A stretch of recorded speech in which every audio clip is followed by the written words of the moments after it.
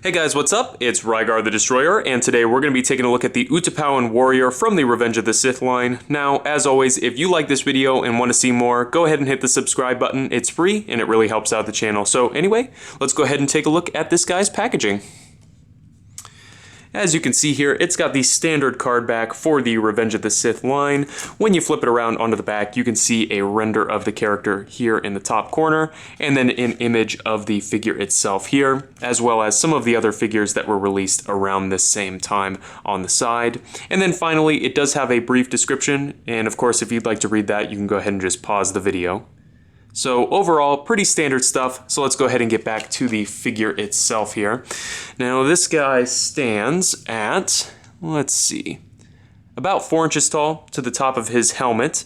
So he's right in scale with all of your other 3 3/4 inch figures, and he comes with quite a few accessories. We'll go ahead and take a look at the first one here, and that is his removable helmet. As you can see there, it comes off the figure and it stays on the figure fairly nice. When you take the helmet off, as you can see, it is sculpted on the head as well there. His next accessory is this base here, which is very well done. It's nicely sculpted and painted, which I really appreciate. And this is a base that we saw a lot around Revenge of the Sith, so it's nice to have another one. His next accessory is this little staff here. No paintwork or anything on it, but it is nicely sculpted, and it does look nice in the figure's hands. And then finally, we've got this figure's shield accessory. So we'll talk about the shield first. Shield looks nice. There's no paintwork or anything on it, except on the inside. There's this little black handle here and this little clip that goes on the figure's arm. Now, there is also this strap that goes on this shield, and it is really annoying. Normally, it goes on over this little handle here, and then it clips to this little peg right here. And I suppose that's so you can, swing it on the figure's back or something. But when it is on, it is obnoxious to pose this figure.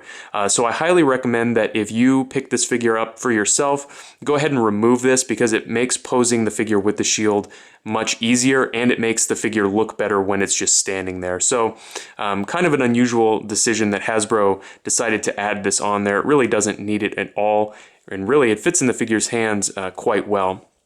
As far as the figure itself goes, it is a real mixed bag. The articulation on this guy is pretty terrible, and we'll go through that. He's got a ball peg here in the head, decent range of motion there, no complaints. With the helmet on, you still get a little bit of range of motion. They have sculpted it in a way that allows for range of motion, so I do appreciate that. In his shoulders, he just has swivels. And that's pretty bad, especially for a kind of a warrior figure. You would definitely want more than that. And then on this side, there's no other articulation in the arm except for a swivel at the wrist. And that does make posing with the shield easier, but this figure is basically only good for standing in one pose. And it's this pose right here on the back of the box with the shield down at its side and the staff in the other hand. And you can really tell on the other arm, he's got a swivel at the elbow there and then a swivel at the wrist. So basically this figure, when you've got it posed on a shelf, is always going to be in one pose, basically just standing at attention.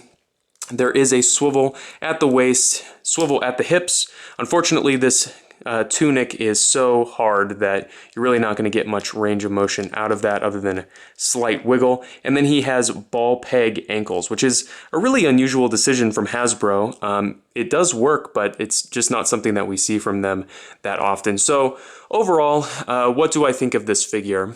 It does look nice when he's posed, in your Utapaun display, but honestly, it's not a figure that I would recommend tracking down. If you do find one and it's cheap, it's not terrible, and it's a good way to kind of add some flavor to your Utapaun display. But other than that, it's not a particularly great figure in any specific way. So I have a hard time recommending this figure overall, unless you're looking for that one specific type of display. So anyway, thank you guys so much for watching. Leave your comments down in the comment section below, and I guess I'll see you guys later.